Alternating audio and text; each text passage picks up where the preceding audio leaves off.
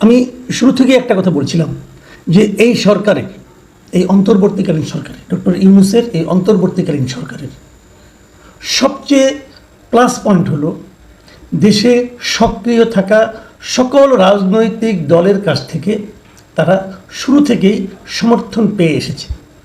যদি আরেকটু ঘুরিয়ে বলি যে দেশের সক্রিয় সকল রাজনৈতিক দল অথবা কোনো রাজনৈতিক দল থেকে তারা কোনো ধরনের প্রকাশ্য বিরোধিতা পায়নি। কোনো রাজনৈতিক দলের প্রকাশ্য বিরোধিতাকে তাদের মোকাবেলা করতে হয়নি। এটা হলো এই ডক্টর ইউনূসের অন্তর্বর্তীকালীন সরকারের সবচেয়ে প্লাস পয়েন্ট, যে কারণে তারা নির্বিঘ্নে গত ৯-১০টা মাস নিজেদের কাজগুলো করার সুযোগ পেয়েছে। কিন্তু করেছে কতটুকু? আমরা যদি পূর্ববর্তী সরকারগুলির কথা বলি, যেমন আওয়ামী লীগ সরকার, বিএনপি সরকার যারা ছিল, যতবার ছিল, ৯১, ৯৬, ২০০১, ২০০৮, যেটাই বলি না কেন, সেই যারাই নির্বাচনের মাধ্যমে দায়িত্ব পেয়েছে পাওয়ার পর থেকে প্রথম দিন থেকেই বলতে গেলে তারা প্রধান বিরোধী দলের সর্বাত্মক অসহযোগিতাকে মোকাবেলা করতে হয়েছে। একদিকে দেশ চালাতে হয়েছে, একদিকে বিরোধী দলের অসহযোগিতাকে মোকাবেলা করতে হয়েছে। তার বিপরীতে যদি আমি চিন্তা করি তাহলে ইউনূস সরকারের মতো ভাগ্যবান সরকার বাংলাদেশের ইতিহাসে দ্বিতীয়টা আসেনি। এমনকি দেশ স্বাধীন হওয়ার পর ৭২ সালে যখন বঙ্গবন্ধু সরকারে দায়িত্ব গ্রহণ করলেন, তাদেরকেও কিন্তু জাসদের সক্রিয় বিরোধিতাকে মোকাবেলা করে অগ্রসর হতে হয়েছে। আমি এটাও বলেছিলাম যে এই সরকারের জন্য সবচেয়ে কঠিন অবস্থা তৈরি হবে তখন যখন নাকি এই রাজনৈতিক দলগুলো ওনাদেরকে বিরোধিতা করতে শুরু করবে। এবং আমার কেন যেন মনে হয় সেই অবস্থায় আমরা এখন উপনীত হতে যাচ্ছি। আজকে মে দিবসের একটা অনুষ্ঠান ছিল পুরানা পল্টনে, নয়াপল্টনে, বিএনপি অফিসের সামনে। নয়াপল্টনের এই সভায় কত লোক হয়েছিল? আপনারা কেউ ওই সভায় যদি যেয়ে থাকেন তাহলে জানবেন। আমি টেলিভিশনে দেখেছি, আমি নিজেও যাইনি, আমি টেলিভিশনে দেখেছি, পত্রপত্রিকার ছবি দেখেছি। মে দিবসের কোনো সভায় যে এত লোক হয় এটা আমি এর আগে খুব বেশি একটা দেখিনি। এত লোক কেন হলো? আমি এটাকে একটু আমার মতো করে ব্যাখ্যা করি। আমি মনে করি এটা ছিল বিএনপির একটা পরিকল্পিত শোডাউন। বিএনপি দেখাতে চেয়েছে যে তাদের পক্ষের জনসমর্থনটা এখন কোন পর্যায়ে আছে। তেমন গুরুত্বপূর্ণ কোনো সভাও কিন্তু নয়। এটা নিয়ে যে অনেক দিন ধরে তারা খুব একটা দলীয়ভাবে সবাইকে আসতে পারে তাও না। জাতীয়তাবাদী শ্রমিক দলের একটা সভা, প্রচুর লোক হয়েছিল। এবং সেখানে তারেক রহমান সাহেব ভার্চুয়ালি যুক্ত হয়ে উনি কথা বলেছেন। তারেক রহমান সাহেব কী বলেছেন আমি সেই কথাগুলো আপনাদেরকে একটু আলোচনা করতে চাই। উনি একটা কথা বলেছিলেন যে আমি আপনাদের বলি, পড়ে শুনে, পত্রিকা আমি যেভাবে পেয়েছি সেটাই পড়ে শোনাচ্ছি আপনাকে, আমি টেলিভিশনেও দেখেছি। সেটা হলো অন্তর্বর্তীকালীন সরকারের প্রতি অনির্দিষ্টকালের জন্য সমর্থন অব্যাহত রাখা যৌক্তিক নয়। মানে এই যে অন্তর্বর্তীকালীন সরকার আছে ডক্টর ইউনূস সাহেবের, এই সরকারের প্রতি অনির্দিষ্টকাল ধরে যে সমর্থন তারা একদিন দিয়ে এসেছে, সেই সমর্থনটাকে অব্যাহত রাখার ব্যাপারে তারা এখন আর যৌক্তিকতা খুঁজে পাচ্ছে না। আকলমন্দকে নিয়ে ইশারাই কাফি। ডক্টর ইউনূসের এখনও সিদ্ধান্ত নিতে হবে তারা আসলে কি করতে যাচ্ছেন।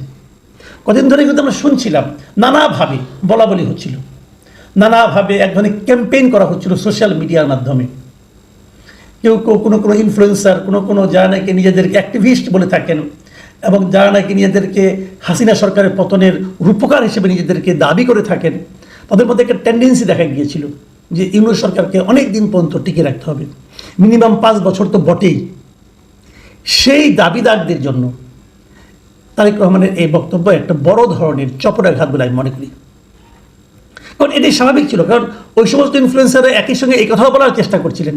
মানে ওনারা একদিকে ইউনূস সরকারকে টিকিয়ে রাখার চেষ্টা করছিলেন, আরেকদিকে এদের ডক্টর ইউনূসের সরকারেরও কেউ এক ধরনের হাত ছিল।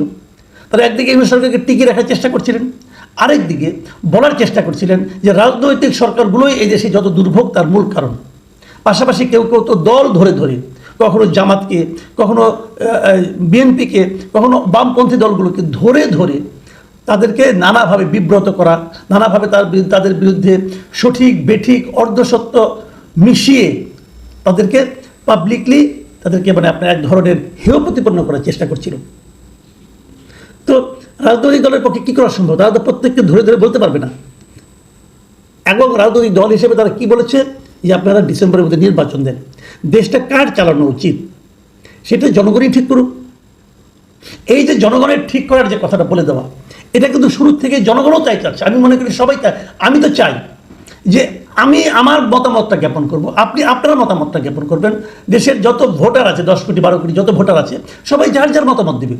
আমি কেন সমস্ত জনগণের দায়িত্ব নিচ্ছি? কেন ডক্টর ইউনূস জাতিকে বলতে যান যে অন্তর্বর্তী সরকারকেই নাকি জনগণ মানে খুবই সহজ বিকল্প মনে করছে? এই কথাটা উনি কী করে বলেন আমি বুঝতে পারি না। উনি নিজেকে টিকিয়ে রাখার জন্য, নিজের শাসনকে দীর্ঘায়িত করার জন্য এই ধরনের কথা যখন উনি বলেন, তখন কিন্তু এর মধ্যে এক ধরনের কি বলবো নির্লজ্জতাও প্রকাশ পায়।